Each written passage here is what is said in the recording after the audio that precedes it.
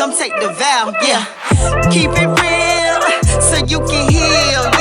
Keep it real so you can heal.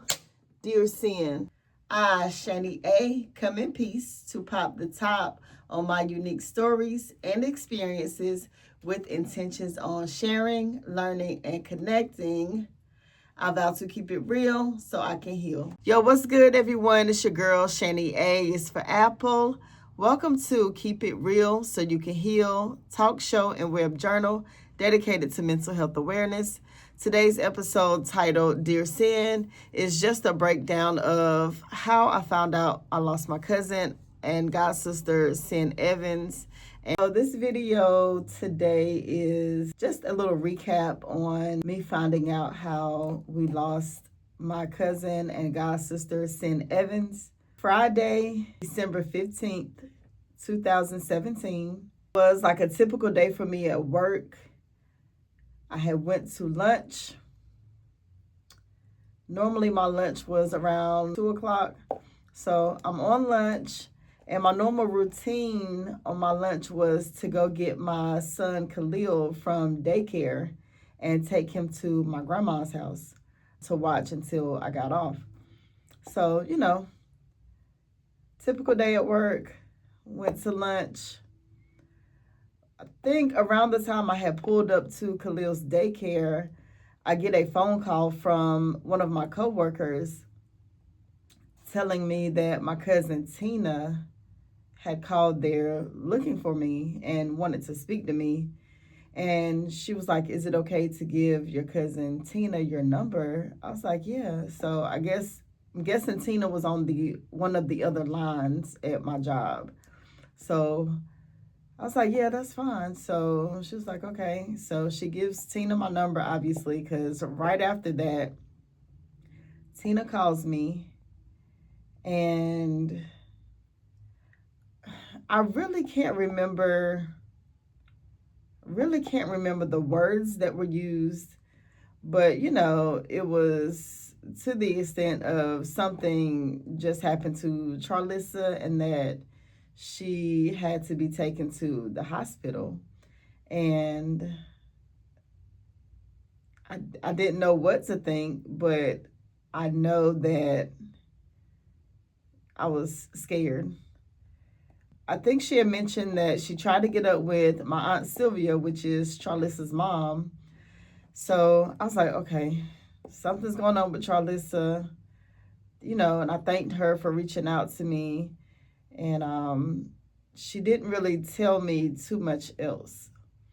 So I get off the phone with Tina, and at the time, my aunt was a substitute teacher, and I think this day she was actually on assignment at a particular school, subbing.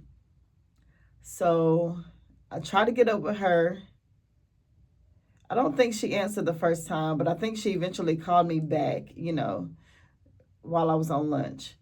And so I was like, "Hey, Tina called me, and I just wanted to let you know that, something's going on with Charlissa. She's had to be taken to the hospital." And that's all I knew. And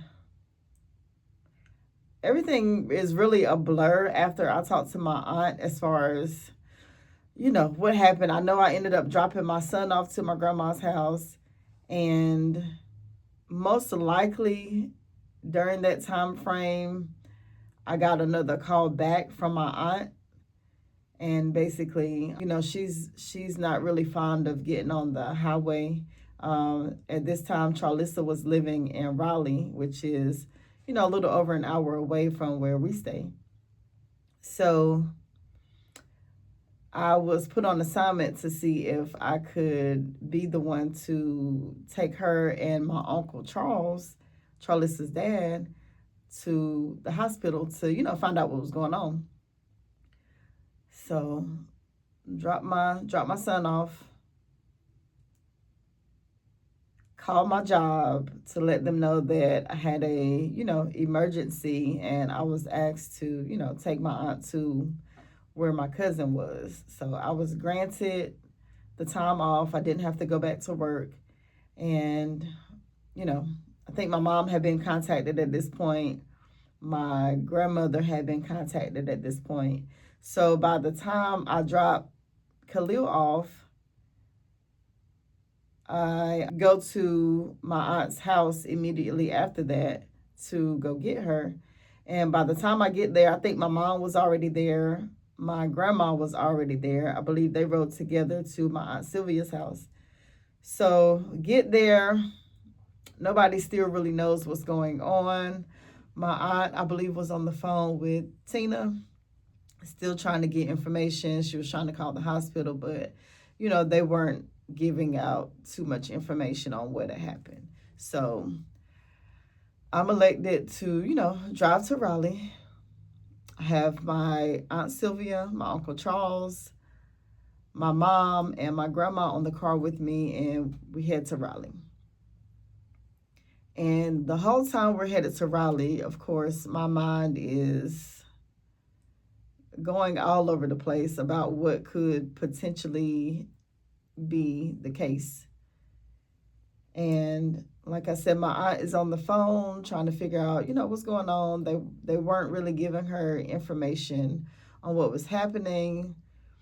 And she just started, just kind of rocking and praying in the back seat. And I'm trying to hold it together because, I just had a feeling that it was what it was. Pull up to the hospital. I let my aunt, uncle, grandma out. My mom stayed in the car with me until we found a park. And I was so nervous and just so anxious about what could be the case with my cousin that I think I hit like the parking bumper behind my car. Like I backed into a spot we had finally found. I hit the parking bumper. I was like, dang, I'm about to mess up my car. But, got out. And my mom and I are walking up towards the hospital entrance. And we see Charlissa's friend, Aria, just kind of pacing back and forth. And she was clearly in distress. She was crying. And I just remember my mom and I looking at each other. And I just got a really crazy feeling over me at that point. So my mom and I go in. My family is in this room. And I think my mom asked, what happened, what's going on? And I remember my grandma looking up, crying, saying, you don't want to know. And at that point is when I realized that we lost Charlissa.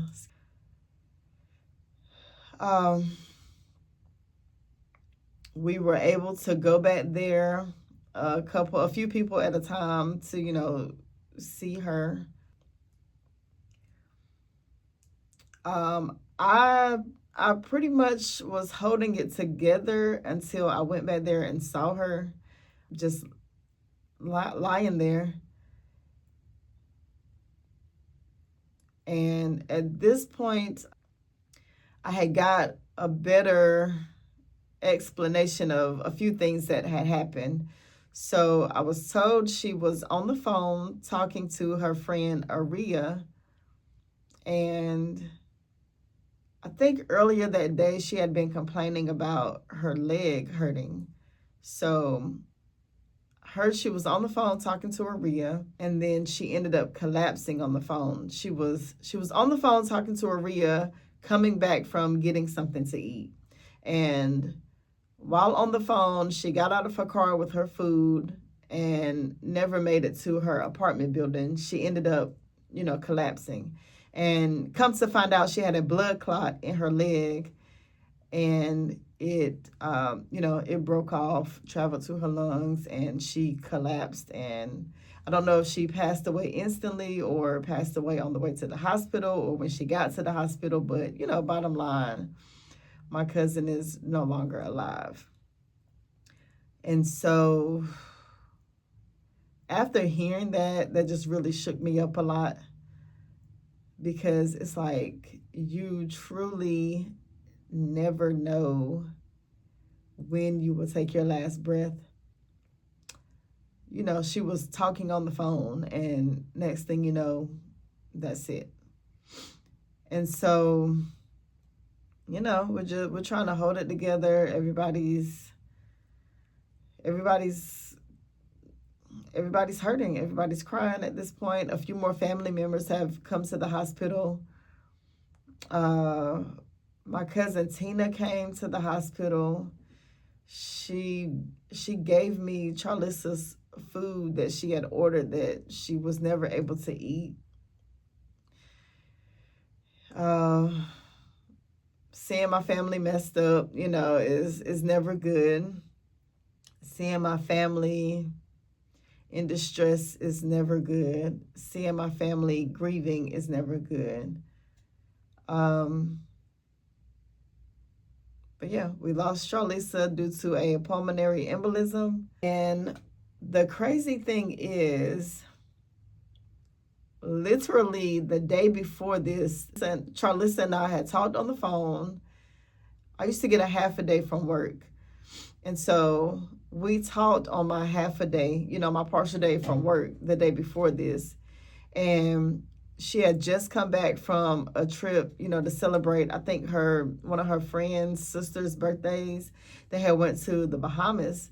And, you know, she had come back and she was just telling me like how much fun she had, how much she wanted to do that again or just travel more in general, just based on that trip to the Bahamas and, you know, how much fun she had.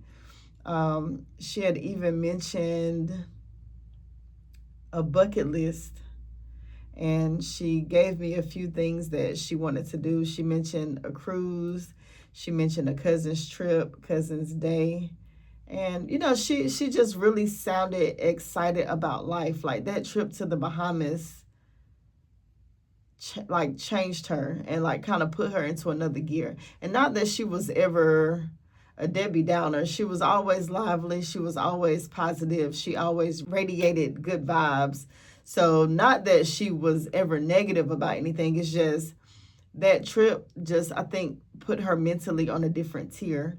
And she just really was excited about enjoying life. And just, I remember hearing the excitement in her voice when she was like, we're going on a cruise. I'm about to get this cruise together for our family. You going, me, you, Ebony gonna be in the same room on the ship or whatever, you know. And it's like, I just would have never thought that that would have been our last conversation. However, with that being said, I'm glad that it was a conversation full of hope and excitement, you know. And I will always remember how I felt hearing her talk about living life, doing things, getting out there, seeing the world, traveling. So yeah, and I remember this day I was supposed to have gotten I think I went to get my hair done, and that's when we got off the phone from the conversation, and I was like, you know, I'll hit you back when I get home and get a little situated. And something most likely came up with like my kids at the time, but I'd never called her back that night, you know, after getting my hair done. And I was like, she gonna cuss me out, fuss me out when I talk to her again because I didn't call her back. But I remember I was like, well, let me at least text her. So I remember texting her the morning of December 15th. And on my way to work, I was like, you know, my beef for not hitting you back. I'll hit you back on my lunch. I think I said I'll call her back on my lunch. And not knowing that at some point between that time frame, she ended up leaving. So it was just an eye-opener, like how you can literally be here today, gone tomorrow. We hear people talk about this often. However, I have actually felt that. And, you know, it's not a good feeling. But seeing I do miss you, seeing you were definitely a light. You have me on a path of being truly intentional with my time management, productivity. You were very good at keeping a planner filled out to the T and pretty much hitting everything that you said you were going to do. So that's an inspiration to me. I am someone who struggles with consistency and sticking to what I say I'm going to do. However, ever since you have passed, I make it my business to get a planner each year, and I'm still, working on some things, but I've gotten better overall. And my true intentions are to hit everything I say I'm going to hit in my planner. And it's because of you, because I know it can work. I've seen it done. I've seen your calendar. I've seen your planner. I've seen where you've planned out stuff and like made that shit happen. So I just want to thank you for all of the memories.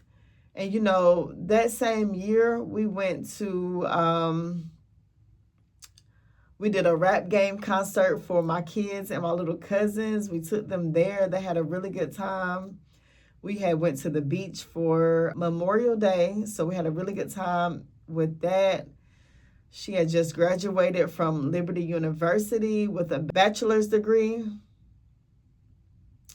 She put together her own event to celebrate herself for graduating from Liberty University. That night we had went to a white party. So we had a lot of good memories in general. We had a lot of memories within that same year that she passed away.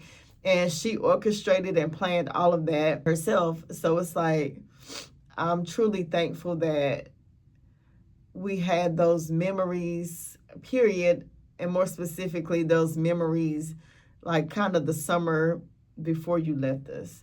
So Cian, I miss you. Cian, I'm doing my best to continue to be a light and be positive in all that I do. It does get challenging. I remember that message you sent me on Facebook a while back saying that you dreamt about me, and I was like, what you dream about me?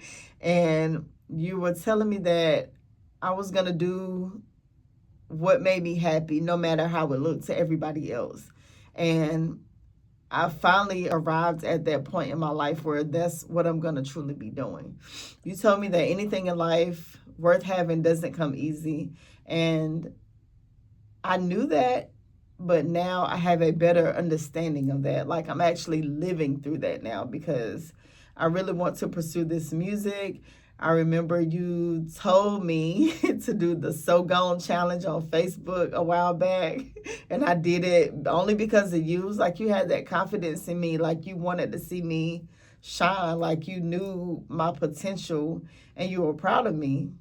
And like I said, I just thank you for all of your positive energy, all of your positive vibes, always keeping it real with me as my little big cousin. Like, even though you were younger, you did not let that block you from telling me what I needed to hear when I needed to hear it the most.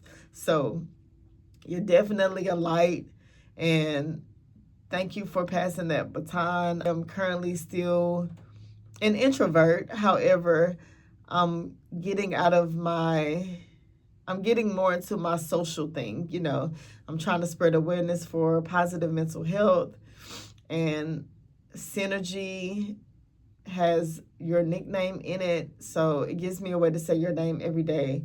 But I just want you to know that you were truly a light. You were truly an inspiration. I truly miss you, and you will never be forgotten. And I'm going to do what I have to do to make me happy. And I thank you for giving me that push and that encouragement always in your words and your actions. I really looked up to you. I don't know if you ever knew that or not, but you were truly an inspiration. You had a very outgoing personality, and like I said, I always admired that. So I miss you, Cian. Continue to rest in peace. You're always in my heart, and I'm on my mission to make you proud.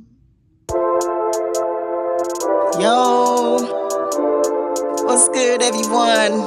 It's your girl, Shani A is for Apple. With a little PSA. We are all going through something or some things, and we are all mentally scarred. It's time to get back to us. Keep it real so you can heal. Keep it real so you can heal. Yeah. Keep it real so you can heal. Yeah. Keep it real so you can heal. Yeah. Teal purple, baby. Purple teal. Keep it real so you can heal. Yeah. Keep it real so you can heal. Yeah. Keep it real so you can heal. Yeah. Teal purple, baby. Purple teal. Let's get it. Shani A, back on the scene. Check it out. Look at your screen. YOUTUBE. Get your mind right. Set yourself free.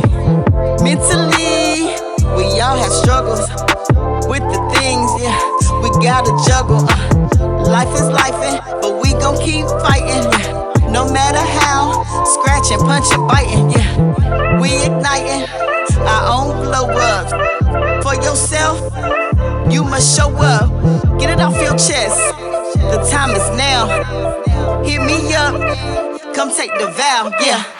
Keep it real so you can heal, yeah. Keep it real so you can heal, yeah. Keep it real so you can heal, yeah.